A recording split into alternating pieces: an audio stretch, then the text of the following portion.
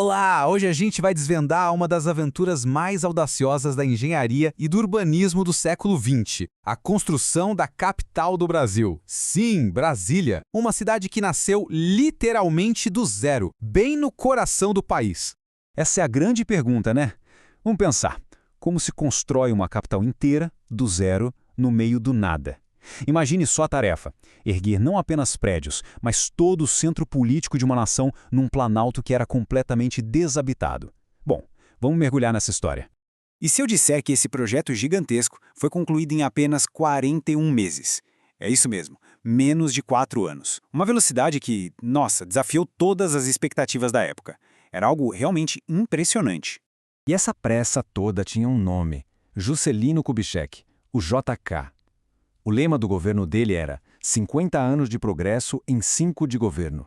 E essa promessa foi o que impulsionou a criação de Brasília, que se tornou o símbolo máximo desse desenvolvimento superacelerado.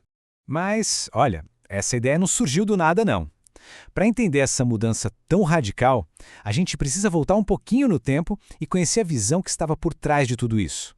A ideia de levar a capital para o interior, na verdade, não era nova. Ela já estava prevista, acredite, na primeira Constituição da República, lá de 1891. Só que por décadas ficou ali só no papel. Foi preciso a determinação de um líder como JK para finalmente transformar esse plano em realidade. E a mudança não era só simbólica, ela era profundamente estratégica. Tinha objetivos bem claros. Primeiro, conectar o nosso vasto território. Segundo, levar desenvolvimento para regiões que eram mais esquecidas. E, claro, afastar o centro do poder político daquela agitação toda da costa litorânea. Bom, uma cidade não se constrói sozinha, né? Então vamos falar agora sobre as pessoas que, com as próprias mãos, ergueram os monumentos que a gente admira hoje. 60 mil. Pensa nesse número. Essa foi a dimensão da força de trabalho mobilizada para essa empreitada. Foi um verdadeiro exército de operários que tornou o sonho possível. E esses trabalhadores ganharam o nome candangos. Eram, na sua maioria, migrantes que vinham principalmente do Nordeste do Brasil. Gente que buscava uma oportunidade, uma vida melhor e que deixou tudo para trás para fazer parte desse projeto histórico. Mas a realidade deles era bem dura. As condições de trabalho eram precárias, as jornadas exaustivas e a infraestrutura quase não existia. Havia uma ironia muito profunda nisso tudo.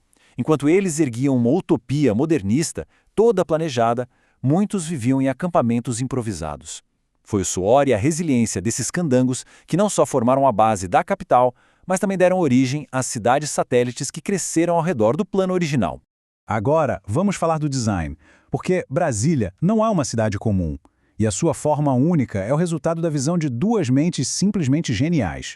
De um lado a gente tinha Lúcio Costa, o urbanista. Ele foi o responsável por desenhar o mapa da cidade, o famoso plano piloto. E do outro lado, Oscar Niemeyer, o arquiteto, que deu alma a esse esqueleto com seus edifícios que se tornaram ícones. O conceito do Lúcio Costa era de uma simplicidade genial. Ele desenhou a cidade no formato de um avião. O corpo do avião, chamado de eixo monumental, abriga os prédios do governo. Já nas asas ficam as áreas residenciais, todas organizadas em superquadras, simples e, ao mesmo tempo, revolucionário. E aí veio Niemeyer, complementando esse plano com sua genialidade. Ele usou o concreto armado para criar formas curvas, leves, fluidas, que parecem até desafiar a gravidade. É a arquitetura dele que dá a Brasília aquela identidade visual que é única no mundo. Então, qual foi o resultado final de todo esse esforço? Vamos ver como Brasília se tornou um marco global. Aqui estão alguns dados principais. Inaugurada em 21 de abril de 1960, a cidade hoje abriga mais de 3 milhões de pessoas no Distrito Federal. É um testemunho vivo do sucesso desse plano tão ambicioso. E o reconhecimento mundial não demorou muito para chegar. Em 1987, a Unesco deu à cidade o título de Patrimônio Cultural da Humanidade. E olha que interessante, foi a única cidade construída no século XX a receber essa honra, reconhecida não pela sua história antiga, mas pela sua visão de futuro. E Brasília é uma cidade cheia de curiosidades. Por exemplo, não existem esquinas no seu plano original. Os endereços são por quadras e blocos. Ela foi pensada para o carro, com vias bem largas, sem cruzamentos. E aquele lago enorme, o Paranoá, é artificial. Foi criado para melhorar a umidade do ar. É, de fato, um museu a céu aberto. E a gente termina com uma reflexão. Brasília foi uma utopia planejada, um símbolo de ordem e progresso. Mas uma cidade nasce de um plano ou da vida espontânea de seu povo? A história de Brasília, com certeza, nos deixa com essa pergunta fascinante para pensar.